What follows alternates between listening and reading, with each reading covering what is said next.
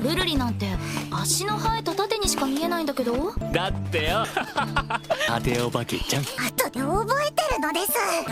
こんな装備でも嬉しかったんだよな。駆け出しの頃は俺冒険者やってるって感じで駆け出し。なあルルリ。そうですね。昔みたいだ。ここで焚き火を囲んでたのがルルリの特訓に付き合ってた時だよな。白銀の剣って手だれの冒険者の集まりでしょ。特訓。その頃は連携も手探りだったのです。シグルススキルが発芽したばかりで。尻餅ついて自分にヒールかけてたもんな。急に出てきた魔物にびっくりしてもうその話をしたら許さないって言ったのです。本当に頼りがいのあるヒーラーに成長したな。分かった悪かったよ。私自身は何も。私はただ強いスキルを持ってるだけなのです。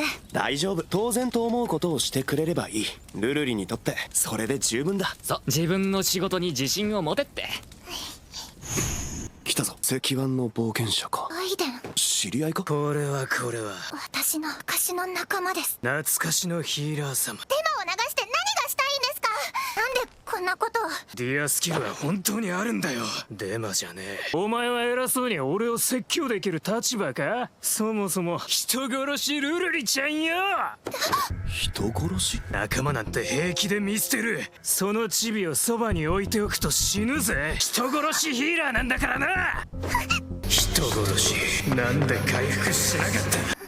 人殺し殺し。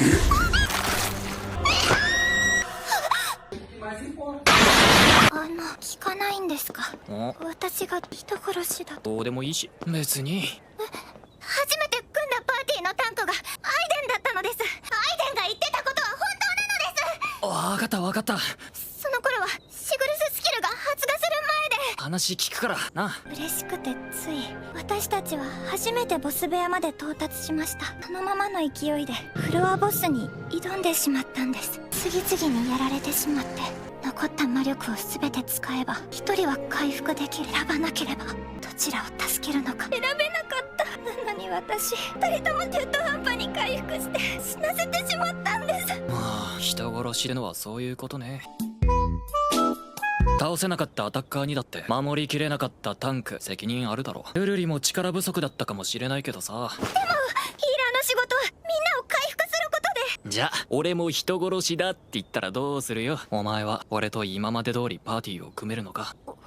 そんないい加減なこと。ローなら何かやむを得ない理由があったんだと思うのです。だから信頼する気持ちは変わらないのです。じゃあ俺も同じだ。あんな奴の言葉より俺は俺が見てきたルルリを信じるね。